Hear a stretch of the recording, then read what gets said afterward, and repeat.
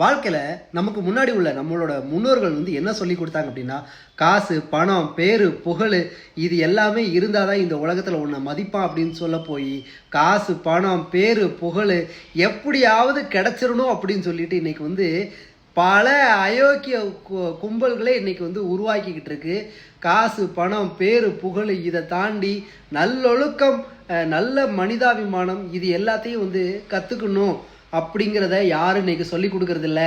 பேரு, புகழ், காசு, பணம்ன்ட்டு ஓடாமல் இன்னைக்கு மனிதாபிமானத்தோட நல்ல மனித தன்மையோட இன்னைக்கு இந்த உலகில் நீங்கள் இருந்தீங்க அப்படின்னா மட்டும்தான் உங்களுக்கு நல்லது நடக்கும். காசு, பணம், பேரு, புகழ் இருந்துட்டாக்குள்ள மட்டும் உங்கள் வாழ்க்கை தலையெழுத்து மாறாது அப்படிங்கிறத தெரிஞ்சுக்கணும்.